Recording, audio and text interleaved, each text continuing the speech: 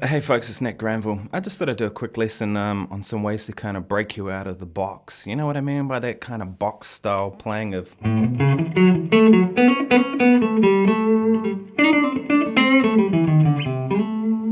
You know, the pentatonic box or the whatever box. And I find that kind of just, it's good. There's nothing wrong with it. But there's loads of really good musical decisions that you can make by some stuff I'm going to show you today.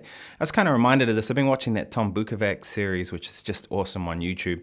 I've known about Tom for a long time. He's a great guitar player from Cleveland, Ohio, but he's a Nashville studio cat, does a lot of session work, and he's a killer player. But yeah, and he doesn't generally do a lot of social media, so search him out. Anyway, I think he called them the Corona series or Corona something. I think he's 20-something volumes into them now, and they're loads of and they're just real. It's a guy playing in his garage, his kids are playing in the background, drinking beer and being a dude, you know, he's cool. So anyway, but this lesson, there's something that he talked about today, and I first came aware of this from the Mick Goodrem book, The Advancing Guitarist, which if you haven't got that book, get that book. It's amazing.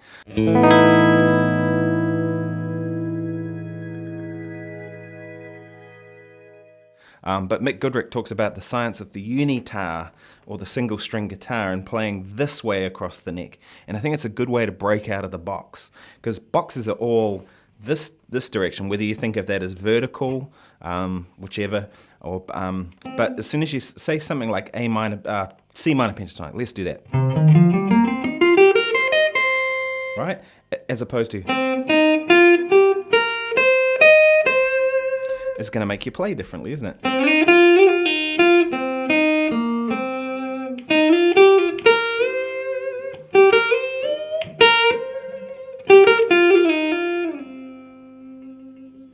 So you see there, I used more slides because I'm thinking differently about how I'm going to play what I'm going to play. So that's one way to break out of it, is to start learning all your scales in this direction rather than up this direction. And that will really help you break out of the box a lot. So like I said, that Mick Goodrem book talks about it. I heard Tom Bukovac talking about it this morning. Heaps of players do that, but I spent quite a bit of time with this. Now, over a blues or something, that's relatively easy, right? But you try and do it over a tune with some changes, and it starts getting quite difficult.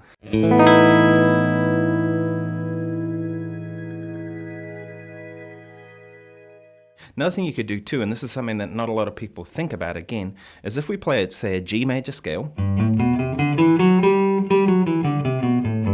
right, standard G major scale, and if I play it through 2 octaves,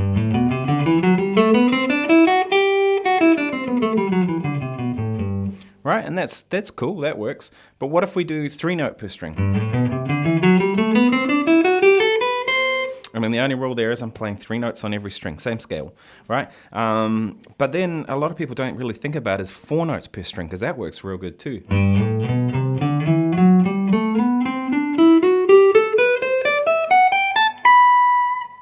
And what's happened there is I've gone from the low G up to the high B, and I've covered across the neck. It's going to make me see things differently.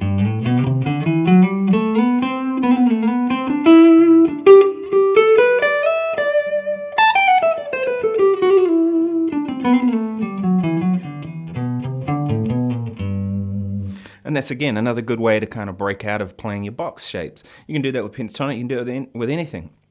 But 3 or 4 note per string. I think 3 note per string is really popular with your kind of rock shredder guitarists, and that's cool. I mean, they like it because it works really well for alternate picking, down, up, down, and then you start the next string either with a down string or whatever. So that actually works really well for that kind of technical point of view. But so those are 2 ways that I think you can really get to playing better, playing out of the box a little more.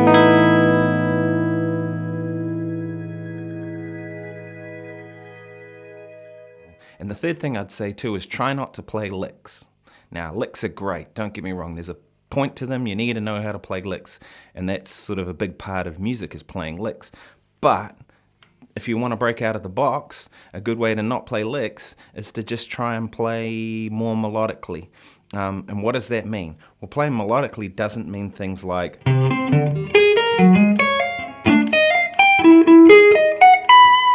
I wouldn't really say that's overly melodic. I mean, could you imagine a singer doing that? No, they couldn't possibly sing that. Singers will sing within short kind of in small intervals, right?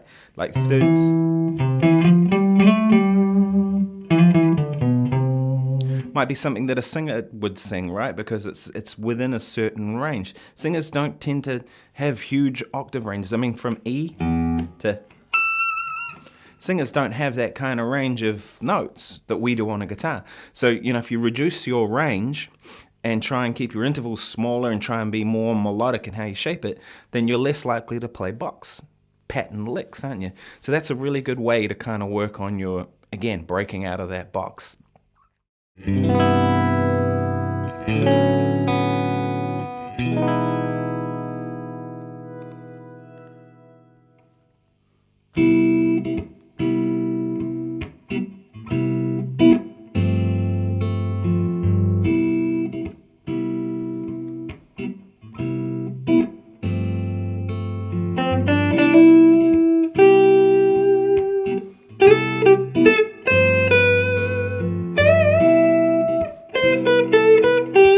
So I'm just playing along the B string.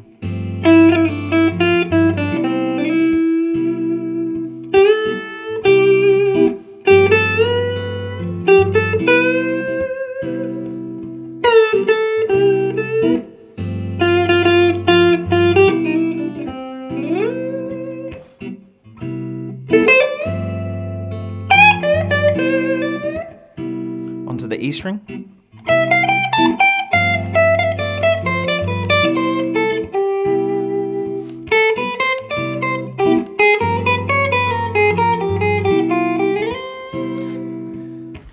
So as you heard there was a little bit of altered scale on the end and whatever else, and you start, by playing that kind of way, it just opens up your whole playing. So anyway, I hope this has been useful, and I hope everybody's well. Stay safe, check in on your neighbours, and do a few more of these. I'm using a different setup. This is my new studio, which is kind of up and running now. Eventually these guitars will be up on the wall, and I'll have a little bit of a thing going on. But I really like this kind of process of doing it like this. I think this works for me. It's set up, I use the green screen a lot of the time, as a lot of you will know.